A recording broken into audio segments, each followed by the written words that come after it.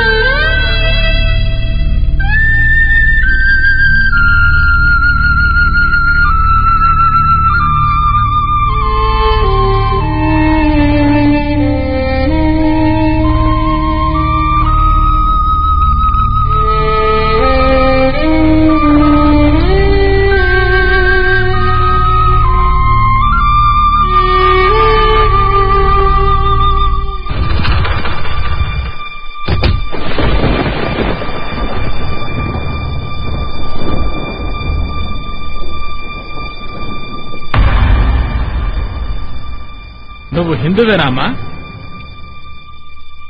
ముందు నీకు అమ్మన్రా, తర్వాతే మిగతావన్నీ. ఆయన చేసిందేదో నీకు తప్పులాగా అనిపించలేదామ్మా? ఆయన అలా ఏం చేశారా? ఆయన చేస్తుంది ద్రోహం. నీకు ఆయనే కావాలి అనుకుంటే నువ్వు ఆయన దగ్గరికి వెళ్లిపో. ఆయన బంధమే నాకొద్దని నేను తలస్నానం చేసేస్తాను. ఆవేశపడకురా, మీ నాన్నగారు అలా మారిపోవడానికి కారణం నువ్వేనా?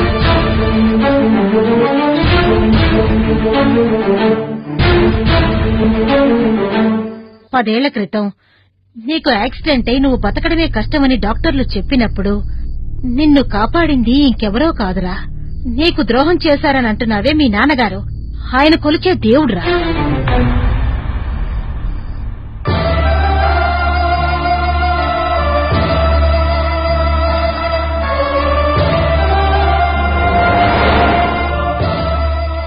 నీకు వేదాలన్నీ తెలుసు, కానీ ఆయనకి దాని పూర్తి అర్థం తెలుసు.